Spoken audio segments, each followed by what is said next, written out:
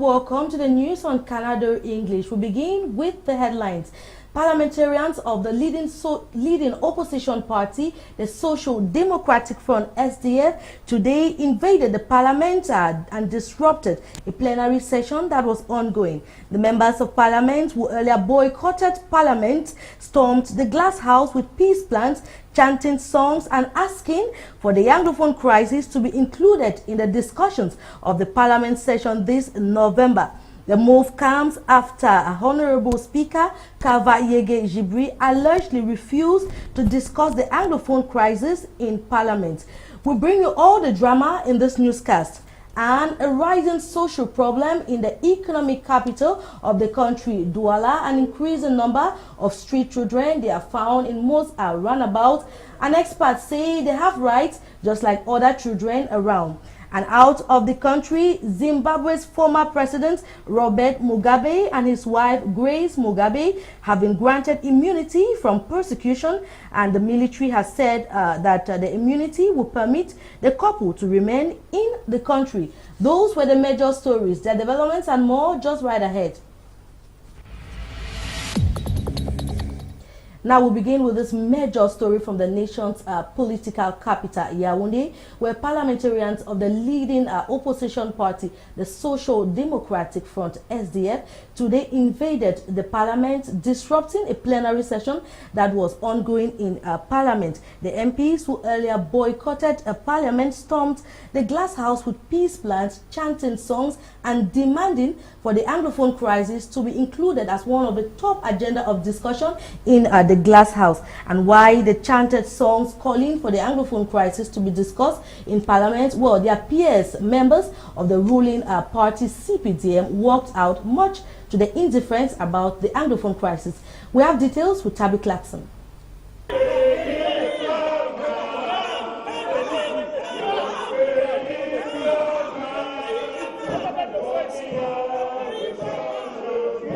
It was by 10:35 this Thursday morning that Joseph Banazem, the group parliamentary leader of the SDF, took to the rostrum to say the Anglophone problem is a priority. He took the floor at a time when discussions on the law project was going on. Can our forces of law and order, instead of being forces of law and order, become forces of oppression? So the SDF is saying that we cannot continue work in this house as if nothing has happened. Business as usual, without getting into why these sections of the country, the Northwest and the Southwest regions, have turned into battlegrounds. SDF MPs say the Anglophone problem has to be looked into before anything goes on in Parliament, a thing that other political parties equally share.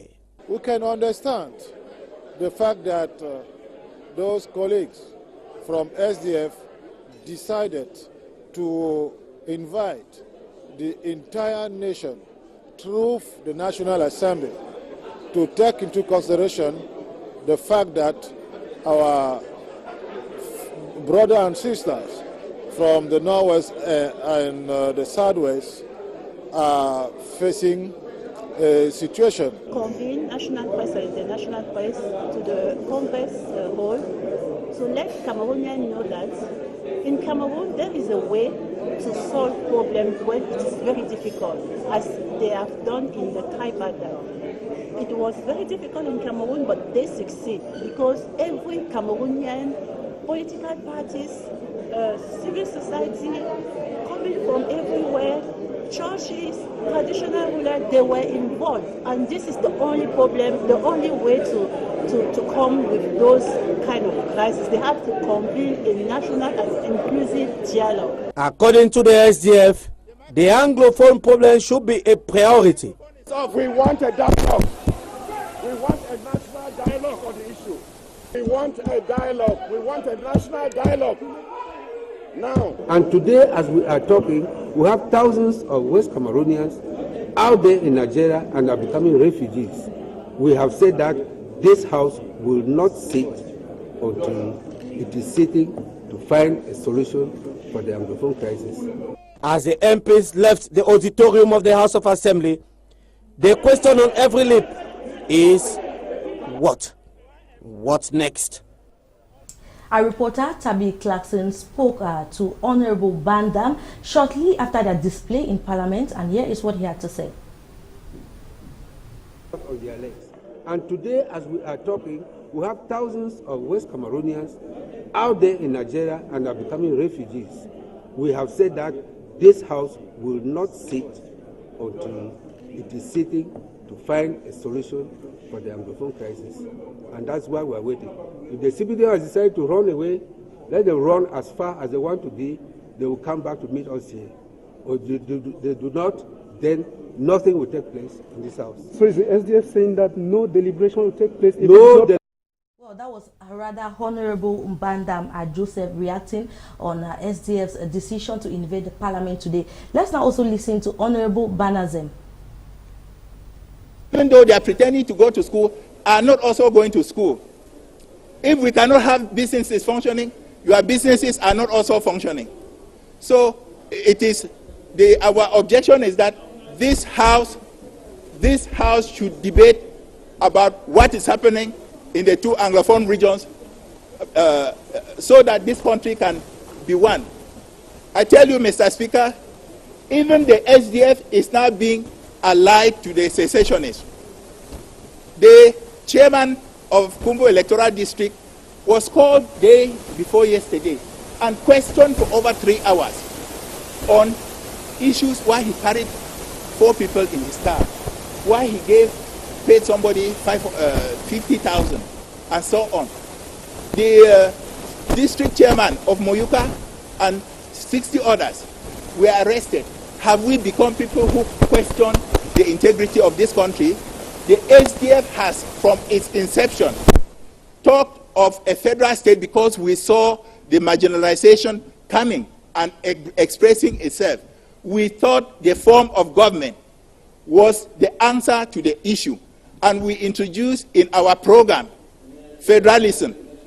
So Mr. Speaker, are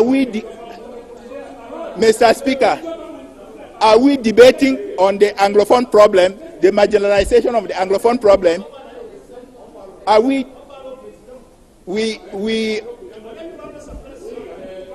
no. So yeah, Mr. Speaker, I was saying that it cannot be business as usual, that this House should debate, should say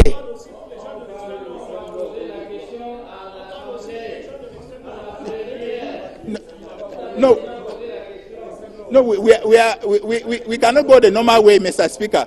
You know what happens when we go the normal way. That was Honorable Honorable member of the SDF party, Honorable Banazem of the Bui constituency, lashing out on the non-inclusion of the Anglophone crisis as one of the big topics for debate at the Parliament. Well, now joining me to talk more about the move of the SDF to invade Parliament today is a political reporter. He's Mokom Thomas. He was here with me the other day and he's here today. Hello and welcome. Thank you very much, Regina. It's always a pleasure to be here. Now, there are many people who have often criticized the SDF party as a lame party and as a party that dines with the party in power, that's a CPDM. But now with this dramatic move today in Parliament, how would you say this can help to reaffirm SDF's position as the leading opposition party in the country? Well, just to say the members of Parliament have been elected by persons. And you know, recently the members of Parliament of the SDF, the main opposition party, were asked to resign. Some of them pretended as if they resigned just to respect the rules and regulation of the persons who voted them into the Parliament. Regina, just to add that the November session of Parliament is to talk about the financial year that's going to be 2018-2019, and those who contribute taxes for these finances to be realized are those who voted for these members of Parliament to be there. And so if these persons are going through trauma and through problems, they will not have the means and ways to gather these finances to give their taxes so that the financial year should go fluently. You will not have people suffering and you want to talk about finances. That's why the members of parliament coming from the SDF, the main opposition party in Cameroon, just had to respect what those who voted them into parliament was asking for them. Now, how do you describe this move of the SDF, given that the parliament has often been described as a gathering of handclappers? We've hardly seen such confrontations in parliament. I mean, the last we saw was the lashing out of Honorable Wiba Joseph. But I think the SDF really came out strong today. What's your take on their move today? Well, Cameroon is a bilingual country with a bilingual system. You know, the Anglophones, they are used to the British system of management and other things. Let me give you other example. If you go to Uganda, for example, if you see the parliament, there's power flare. You see parliamentarians fighting. You go to South Africa, you listen to Malema calling Jacob Zuma as a thief. That's the president. Of course, they are fighting in order to improve. Yeah, that's the parliamentarian addressing a president as a thief. That this is the House of Honorable. And so most of the SDF parliamentarians or SDF members of parliament, they have the ideologies of the English system of management. And so in the English section of management, it's not easy in the parliament. The parliament is not for hand clappers. The parliament is there to apply the rules and the regulation of the people. And if the people are suffering, those in the northwest and southwest region, with what is termed the Anglophone crisis, their parliamentarians are just there to respect the crisis. I mean, but how important, how crucial is it for the Anglophone crisis to be tabled in parliament? Well, if you want to, let me just give Cameroon as a body. If one part of the body is going through pain, automatically every part of the body is in pain. And so as if other members of the CPDM, the main party in the country, will not want to talk about it, then it's just right for those who were voted by those coming from the southwest and the northwest region to table and hit hard on the table for this problem to come up. You know, even the fire incident that happened that consumed the third, the fourth, the fifth, and the sixth floor of the parliament was linked to the Anglophone crisis, because they said the honorable speaker of the National House of Assembly, Kavaye Dibri, said no member of parliament should talk anything about the Anglophone crisis. But the same day he had a meeting with members of parliament from the SDF party, the same night there was the fire at the National Assembly. That's in their absence. Yeah, in their absence. Naturally, it happened the way it happened, and naturally, if a part of the country is unhappy, you are supposed to listen to the people, because you are being voted by the people and you have the right to listen to the people. Now, I mean, this next question, what happened today in parliament was also something a bit strange. I mean, while the SDF members of parliament were, you know, demonstrating and asking that Anglophone crisis should be included, the CPDM members of parliament actually walked out of parliament. Does it mean they are so indifferent about the Anglophone crisis? Well, if you want to be indifferent, it's your case. So some people say they were running away from cameras. No, but they don't want to put their hands into fire that they cannot control. Let them allow it to the SDF members of parliament who understands the Anglophone crisis better. I just want to say, Jean Ninche, who is coming from the Littoral region too, was there. He is a francophone and he understands the pain his Anglophone brothers and sisters are going through. Thank you so much, Thomas, for coming. It's always a pleasure having you. It's always a pleasure to be here. Okay, and now on to this story. Well, the city of Douala has about 500 street children. Most of these children are found at major road junctions and at roundabouts. Human rights activists say though they are street children, they too have rights like other children. Like we hear in the following report with Thomas Moko. In Douala, the economic capital of Cameroon, at every major junction or roundabout, you will find street children begging for money and other items that can help them survive. These street children are exposed to dangers like drug consumption, pedophilia, and a lot more, as barrister Laurent Bonje ascertains. Ce qui s'offre à lui, c'est la drogue, c'est l'alcool. The first danger they are exposed to is drug, alcohol. Added to this is pedophilia, homosexuality, and they can be violated sexually. L'exploitation sexuelle. Even those street children, they have the right, as the barrister tells us once more. L'avoir droit à la succession. These kids have the right to succession, food, they have the right to health, they have the right to protection, the right to education. Et à l'instruction. The government and the parents of these kids are to know the rights of these kids and respect them. But in a city like Douala, there is a lack of infrastructures to take care of these kids. No playgrounds where they can play off their stress. There are about 500 street children in the town of Douala, and there is a need by the government to put in place social facilities that will respect the ever-growing number of street children in the city.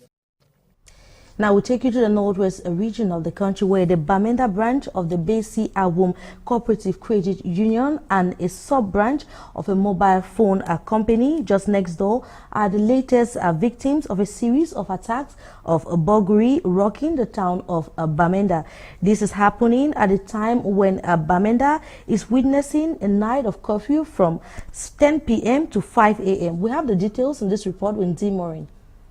The Bamenda branch of the Besi Awum Cooperative Credit Union and a sub-branch of a mobile phone company just next door are the latest victims of a series of acts of burglary rocking the town of Bamenda these days. The two business premises have been broken following a rainy Wednesday break-in Thursday night. Workers of both structures, upon arrival for work on Thursday, were stopped by elements of the rapid intervention units of the police, who had already cordoned off the area pending judicial police start of investigations. The workers and curious onlookers wondered how the metallic rolling door protectors could have been opened with all the noise that it creates at the time Bamenda is witnessing a night curfew from 10 p.m. to 5 a.m. characterized by police and gendarme frequent controls. It is not the first time thieves have burgled into these enterprises, as shown by the scars on the windows.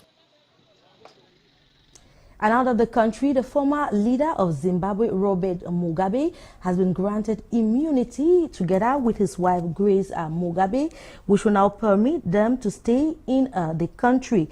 A spokesman for the Zimbabwean Defense Forces said the agreement had been reached with Mugabe that included immunity and a guarantee of safety for him and his wife. Mugabe, it would be recalled, resigned on Tuesday in a historic moment that brought his 37 years of oppressive rule to an end. Former Vice President Emerson Mnangagwa will tomorrow, Friday, the 24th of November, be sworn in as president until fresh elections expected to hold next year, 2018, are conducted. And well, ladies and gentlemen, and that's how we saw it for this edition of the news on Canal de English. Thanks for watching, and we wish you a splendid evening in the company of programs on Canal de English. Goodbye.